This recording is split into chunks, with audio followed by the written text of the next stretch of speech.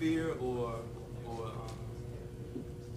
a lot of times what the uneasiness that we feel on the inside is just a human being alerting us a little time to do what it is that we need to do to accomplish some of the goals that we may have in place.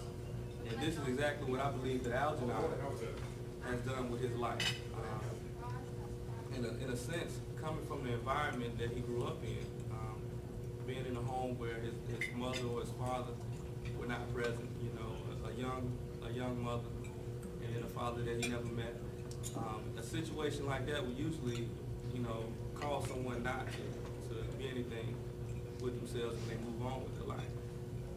But I don't think he made that an excuse, and instead he decided to be proactive instead of reactive to the circumstance. Anybody that grows up in a home that's in a drug-infested neighborhood with prostitution and a lot of negative environments are in place, you may feel that's a good enough reason not to go out and try. But I believe that what he decided to do, he decided to actually listen. I think the best decision that Algenon made was actually listening to his grandmother, who taught him about purpose. And I think when our young people have purpose and they understand their purpose, they actually are a lot more successful in what they want to do.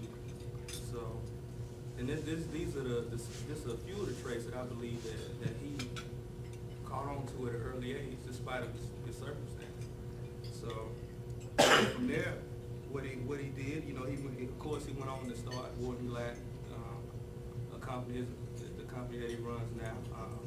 Within the first year, developed over $30 million in commercial real estate loan production.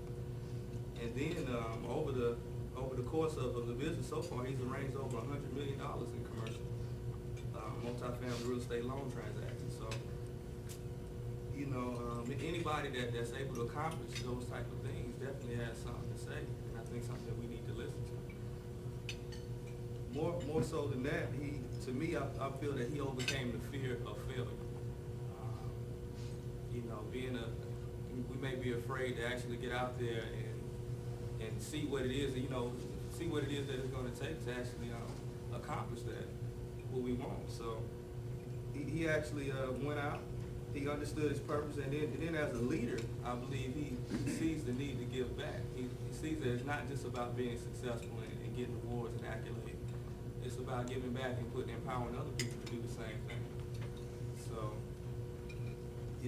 I heard him quote one time that you can't, and I want to make sure I say this right, but you can't necessarily motivate people to do what it is that you feel they should do. A lot of times you can only inspire them through your personal lifestyle and your actions. And hopefully today, from hearing Algenon, he actually, you are inspired to do whatever it is that you may still want to do with your life.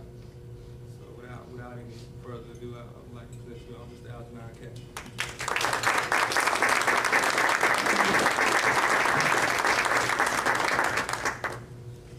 Good morning. Good morning. Just want to say, first of all, thank you to Javon for such a wonderful opening speech. And he will be interning with me this summer. Javon's also enrolled to get his MBA over at High Point University. So let's give a round of applause for Javon. Because he's a lot smarter than I am. So that's the first principle that you want to make sure you practice if you want to be successful, is make sure you hire some people that are a little more intelligent than yourself. I do this breakfast for the Piedmont Club. This is I think the third year that I've done the Inspiration Breakfast. And every year when I do it, it seems like the crowd gets a little bit bigger. So either I'm doing something right, or you guys are really enjoying this free breakfast that you're giving to the Piedmont Club. But either way you look at it, I'm glad that I've got you here this morning. And this morning what we're going to be talking about are principles for success.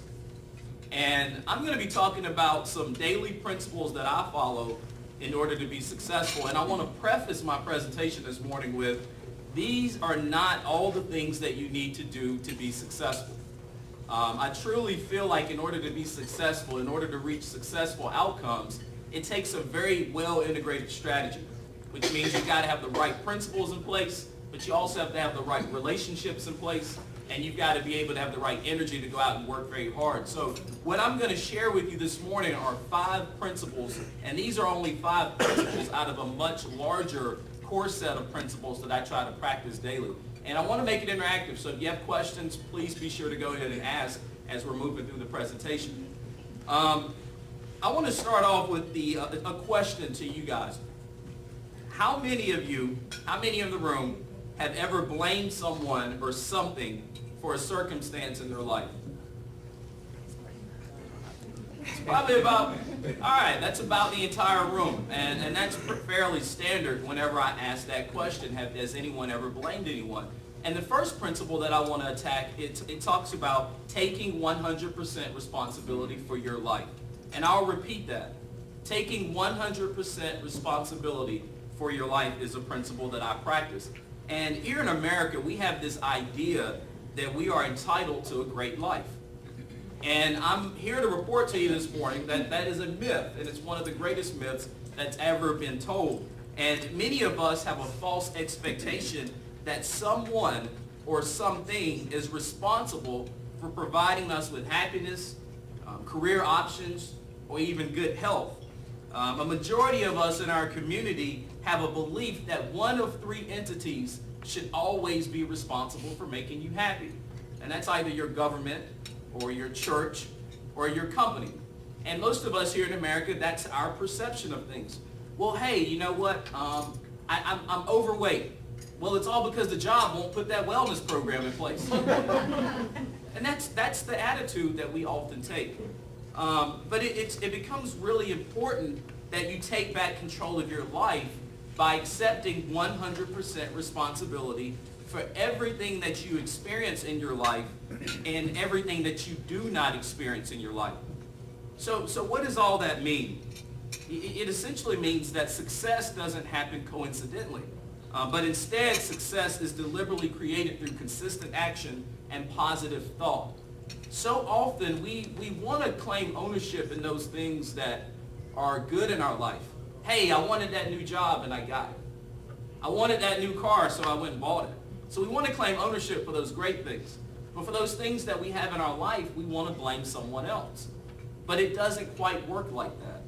Because success has to be deliberately created. In order for you to have a successful outcome, it has to be created. And in order for you to create that outcome, you have to believe that you are a total creator. Well, if you're a total creator, you can't be a creator of just the good things. You also have to be responsible for those things that happen in your life that is bad. Because if you don't accept that, then you don't really believe that you have creative control in your life. If you don't accept responsibility for even those things that happen in your life that is bad, you won't know how to create a solution in order to get out of it. So that becomes very important. So from this point forward, as you leave this room, and remember the principles I'm going to share with you today, I hope these are principles that you will actually start to use today. From this point forward, it's important that you choose, that you choose to act as if you are 100% responsible for everything that does or does not happen to you. So you have to stop blaming people, you have to stop blaming things, and you have to give up all your excuses. And this is very hard to do because it's easy all the time to blame someone else for something that you may not have. But it's a lot harder to take ownership and actually be deliberate about creating that.